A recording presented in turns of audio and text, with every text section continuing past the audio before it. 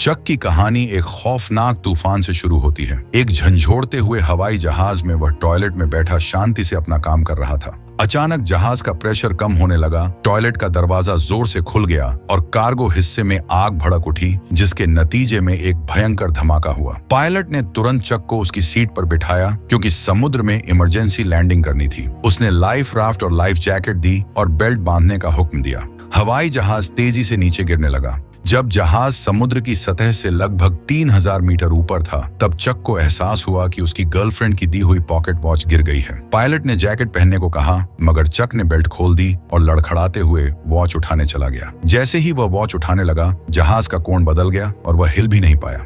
Pilot ने देखा कि वह सीट पर नहीं है, तो उसने अपनी सेफ्टी बेल्ट खोल दी। तेज झटकों से पायलट बुरी तरह घायल हो गया।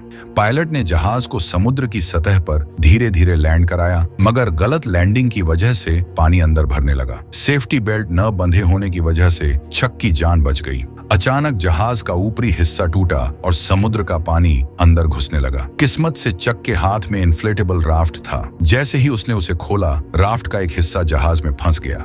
डूबता हुआ जहाज राफ्ट समेत चक को नीचे खींचने लगा। अचानक राफ्ट वाली रस्सी टूट गई और लाइफ राफ्ट उसे मौत के मुंह से बाहर निकाल ले आया। आखिरकार चक समुद्र की सतह तक पहुंच गया। उसने पूरी ताकत से राफ्ट पर चढ़ने की कोशिश की और मरते दम तक उसके किनारे को कसकर पकड़े रखा, मगर वह धीरे धीरे एक अभी भी चलते इंजन की तरफ बढ़ने लगा। पीछे का खतरा देखकर उसने फौरन आंखें बंद कर लीं। तभी इंजन में आग लग गई और धमाके की लहर ने उसे उछालकर दोबारा समुद्र में गिरा दिया। पूरा जहाज एक जोरदार ब्लास्ट के साथ धीरे धीरे समुद्र में डूब गया। खतरा अभी खत्म नहीं हुआ था। चक को न सिर्फ तेज हवाओं और तूफान का सामना करना पड़ा, बल्कि एक के बाद एक उठती लहरों से बचते हुए वह लाइफ राफ्ट की रस्सी को मजबूती से थामे रहा। इसी तरह कई घंटे गुजर गए। अचानक राफ्ट की हवा निकल गई और तेज चट्टानों ने उसे फाड़ दिया। इसका मतलब था कि वह आखिरकार किनारे पर पहुंच चुका था। उसने अपनी आखिरी ताकत जुटाकर राफ्ट को घसीटते हुए किनारे तक पहुंचाया। अगली सुबह जब धूप उसके चेहरे पर पड़ी, तो उसे एहसास हुआ कि वह जिंदा है और एक छोटे से द्वीप पर बहकर आ गया है। मौत के मुंह से बच निकलने के बाद भी उसे कोई सुकून नहीं मिला, क्योंकि वह नहीं जानता था कि इस अनजान जगह पर उसे कौन कौन सी खतरनाक चीजें झेलनी पड़ेंगी। वह चलते चलते जहाज से बिखरी हुई चीजें उठाता गया और द्वीप के अंदर अपने जैसे लोगों की तलाश शुरू कर दी।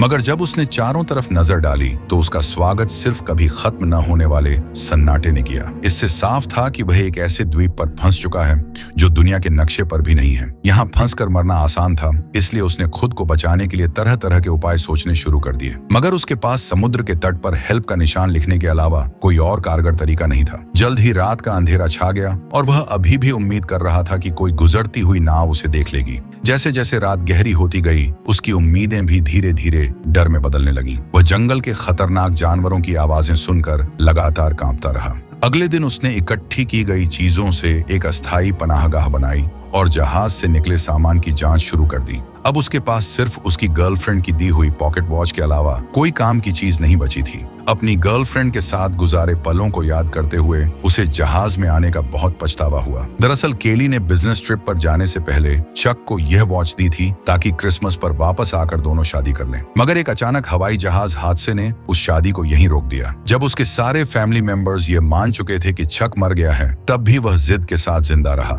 मगर इस सुनसान द्वीप पर खाना पीना बहुत बड़ी मुसीबत बन गया था और चक कब तक टिक पाएगा यह किसी को नहीं पता था। उसने कंपनी के बहुत से पार्सल वापस इकट्ठे कर लिए, मगर उन्हें खोलने का फैसला नहीं किया, क्योंकि उसके लिए यह अमानतदारी का मामला था। चाहे वह अनजान द्वीप पर ही क्यों न फंसा हो, वह अब भी ग्राहकों का भरोसा नहीं तोड़ना चाहता था। कल जो उसने समुद्र तट पर हेल्प के साइन बनाए थे, वे समुद्र की लहरों से मिट चुके थे। उसे सिर्फ कुछ खराब लकड़ियां और सख्त नारियल मिले। नारियल खोलने का कोई औजार न होने की वजह से यह काम भी बहुत मुश्किल हो गया। आखिरकार उसने एक धारदार पत्थर से नारियल को तोड़ा और उसका पानी पिया, जो उस वक्त उसके लिए अमृत जैसा था। मगर वह सिर्फ नारियल से संतुष्ट नहीं हुआ। चक ने पेट भरने के लिए द्वीप के अंदरूनी हिस्सों की तलाश करने का फैसला किया।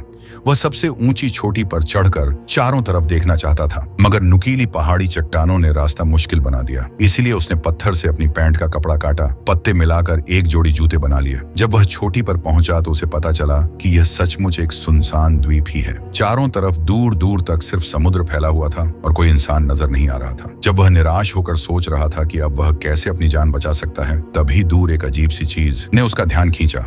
बिना सोचे समझे वह उसकी तरफ दौड़ पड़ा। उसे लगा कि शायद वह भी उसी तरह जिंदा बचा कोई पायलट है, मगर जब चक ने उसे पलट कर देखा तो पता चला कि वह काफी समय पहले ही मर चुका था।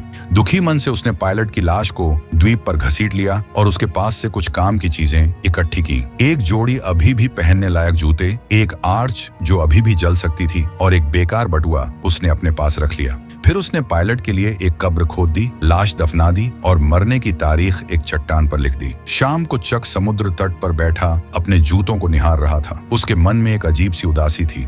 उसे लगा कि शायद अगली बार जो इस कब्र में लेटेगा वह खुद ही होगा। इस वजह से रात को वह सो नहीं सका। उसे समझ आ गया कि अगर वह ऐसे ही हाथ पर हाथ रखे बैठा रहा तो मर जाएगा। अगले दिन उसने जंगल में जिंदा रहने की स्किल्स सीखनी शुरू की। उसने पेड़ों की पत्तियों पर जमा होने वाला पानी इकट्ठा कर नारियल के खोल में जमा किया ताकि साफ पानी मिल सके।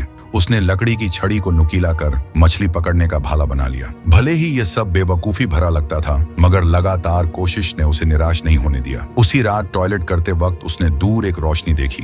वह जोर से चिल्लाया ताकि नाव का ध्यान खींच सके। उसे लगा जैसे अब उसे यहाँ रहने की जरूरत नहीं पड़ेगी। उसने टॉर्च से सिग्नल दिया, मगर दूरी ज्यादा होने की वजह से यह हल्की रोशनी किसी काम की नहीं थी। जैसे जैसे वह रोशनी उसकी नजरों से धीरे धीरे ओझल होती गई, उसका दिल गुस्से और बेबसी से भर गया। इसलिए अगली सुबह सूरज निकलते ही वह बेसब्री से फटी राफ्ट लेकर उस जहाज की दिशा में बढ़ चला, क्योंकि यह उसके कई हफ्तों की कोशिशों के बाद मिली एकमात्र बचने की उम्मीद थी। वह उसे यूं ही खोने को हरगिज तैयार नहीं था। हालांकि वह जैसे तैसे समुद्र पार करना चाहता था, मगर वह बार बार लहरों की मार के आगे हार जाता था। उसने अनगिनत बार हिम्मत दिखाई, मगर हर बार समुद्र की लहरों ने उसे पीछे धकेल दिया। फिर भी वह हार मानने को तैयार नहीं था। उसने बहुत कोशिश की, मगर आखिरकार समुद्र की लहरों ने उसे अपने अंदर समा लिया। पानी के अंदर पहुंचते ही अचानक उसकी टांग एक नुकीले समुद्री पत्थर से टकरा गई और एक तेज दर्द ने चक की टांग को खून से लथपथ कर दिया। उस वक्त उसमें अब और आगे बढ़ने की ताकत नहीं बची थी। वह बस टूटी फूटी राफ्ट को घसीटते हुए बुरी हालत में किनारे लौट आया। शाम के समय अचानक आसमान में तेज आंधी और मूसलाधार बारिश शुरू हो गई,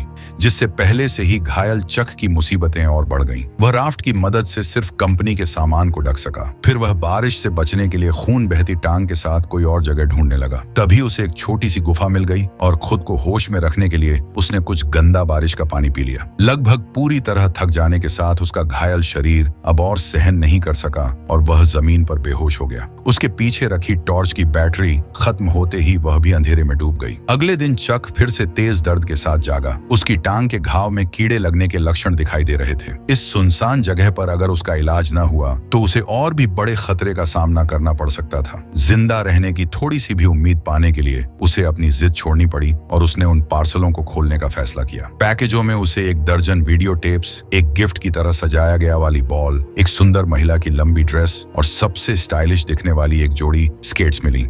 मगर आखिरी पार्सल को उसने खोलने का फैसला नहीं किया। शायद इसलिए कि वह निराश नहीं होना चाहता था, या शायद इसलिए कि वह अपने लिए एक उम्मीद बचाकर रखना चाहता था।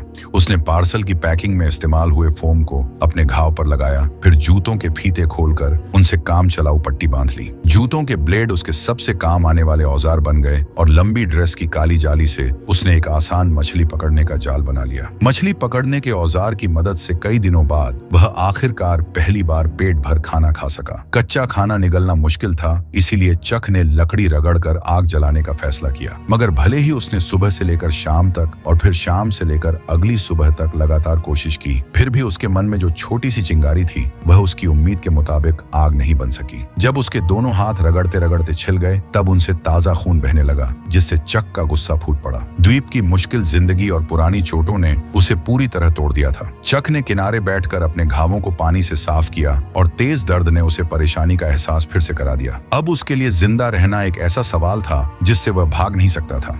अभी अभी गुस्से में फेंकी गई वाली बॉल उसके पैरों के पास पड़ी थी, जिस पर उसकी ताजा लाल हथेली की छाप बहुत चमकदार दिख रही थी। तभी उसके दिमाग में एक अजीब ख्याल आया। उसने अपनी लार से हथेली के निशान पर 2 आंखें और ऊपर हल्की सी मुस्कान बना दी। अब वह वाली बॉल एक इंसान के चेहरे जैसी लगने लगी थी। शायद बहुत ज्यादा अकेले रहने की वजह से उसने तय किया कि वह इस चेहरे को अपना दोस्त बना लेगा। उसने वाली बॉल का नाम विल्सन रखा और उसे अपने पास रख लिया ताकि वह उसकी जिंदगी में उसका साथ दे सके। यह रिश्ता थोड़ा अजीब जरूर था, मगर जलती आग को देखकर चक बहुत खुश हो गया, जैसे उसने कोई बड़ी जंग जीत ली हो। यह आग उसके लिए खाना पकाने की अच्छी स्कीम होने के साथ यहाँ होने का सिग्नल भेजने की भी अच्छी जगह थी। रात में वह खाते हुए विल्सन से अपनी हालत पर बात करता है।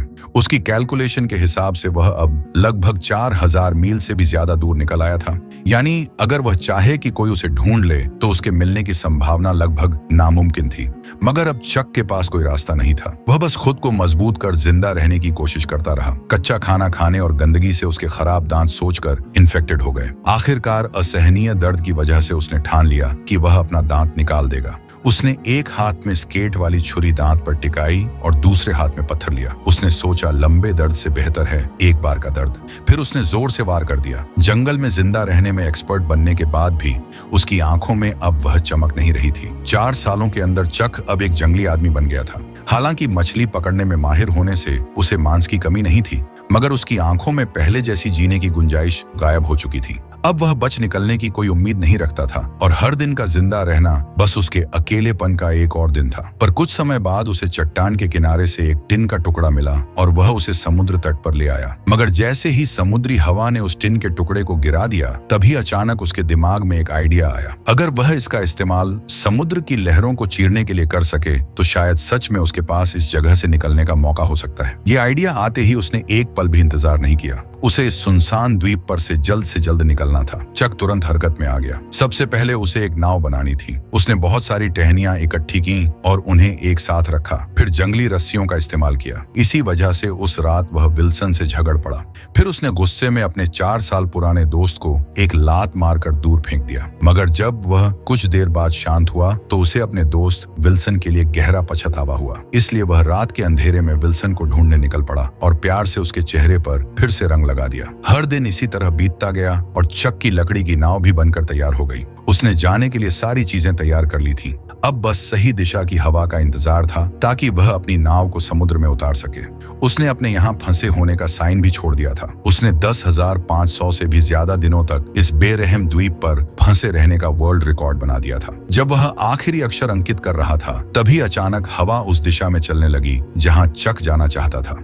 उसने एक्साइटेड होकर नाव को समुद्र की ओर धकेल दिया और फिर अपने पुराने दोस्त विल्सन के साथ नई जिंदगी की तलाश में निकल पड़ा। समुद्र की लहरें अब भी वैसी ही थीं, मगर वे उसे घर लौटने से रोक नहीं सकी। झील की लहरों की तरह समुद्र की हर एक लहर लगभग उसे डुबो ही देती थी, मगर वह अपनी कोशिशों से लहर को चीरता चला गया। हर बार जब वह मौत के मुंह से बच निकलता तो उसके भीतर से बाहर निकलने की खुशी और भी बढ़ जाती। जब चक ने पीछे मुड़कर उस छोटे से द्वीप को देखा जिसने उसे 4 साल तक कैद रखा था, तब उस पल में चक के दिल में एक अजीब सी फीलिंग थी।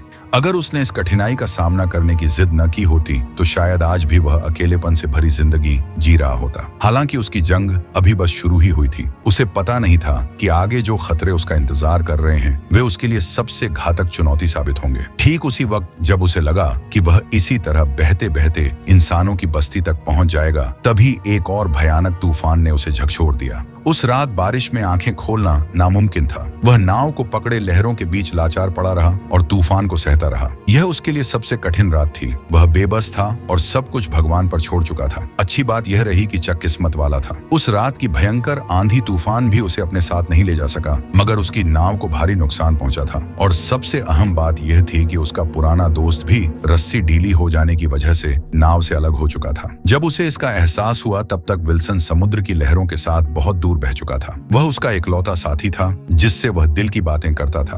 भले ही वह सिर्फ एक वाली बॉल था, मगर वही उसका एकमात्र सहारा था। वह सब कुछ भूलकर समुद्र में कूद पड़ा और उसे बचाने की कोशिश करने लगा, मगर दूरी बहुत ज्यादा थी और गहरा समुद्र उसे बार बार डरा रहा था। एक तरफ उसकी जान बचाने वाली नाव थी और दूसरी तरफ उसका 4 साल का सहारा विल्सन। मगर अब उसके पास कोई और चारा नहीं था। वह बस अपनी आंखों के सामने अपने पुराने दोस्त को दूर जाते हुए देखता रहा।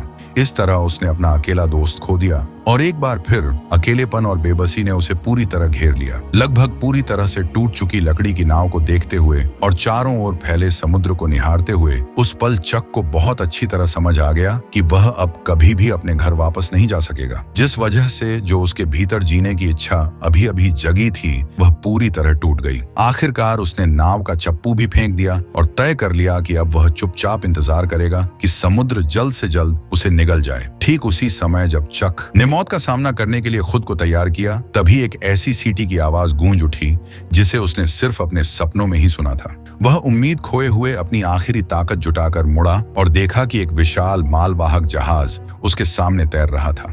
तभी जहाज में मौजूद सभी लोगों ने चक को भी देख लिया और इस तरह कई सालों की कठिनाइयों के बाद चक आखिरकार फिर से हवाई जहाज में बैठकर अपने घर लौट आया। उसकी सही सलामत जिंदा लौट आने की कहानी ने उसे पूरे शहर में मशहूर कर दिया। मगर चक को इन सब बातों से कोई फर्क नहीं पड़ता था। वह बस अपनी गर्लफ्रेंड से मिलना चाहता था जिसे उसने 4 साल से नहीं देखा था। मगर जब उसकी गर्लफ्रेंड की बजाय एक आदमी दरवाजा खोलकर सामने आया तो वह हैरान रह गया। उस आदमी ने चक से कहा। तब उसे पता चला कि जिसे वह याद करता रहा वह अब शादीशुदा थी और एक बच्चे की मां बन चुकी थी। केली का हस्बैंड चक को शांत करते हुए अपनी पत्नी का बचाव कर रहा था। इतना कहकर वह वहां से चला गया। केली को रोते देख चक को उसकी हालत समझ आ गई। वह समझ गया उसकी कोई गलती नहीं थी। चक भी शायद वहीं करता। उस रात कंपनी ने स्वागत में समुद्री जानवरों की दावत दी। मेज पर रखी स्वादिष्ट मछलियां और बड़े केकड़े देखकर उस पल चक ने कुछ अजीब महसूस किया। उसके मन में उस द्वीप की यादें थीं, क्योंकि द्वीप पर खाए जाने वाले केकड़े और मछलियां यहाँ लजीज खाना बन गई थीं। अगले दिन चक ने उस पार्सल को मंजिल तक पहुंचा दिया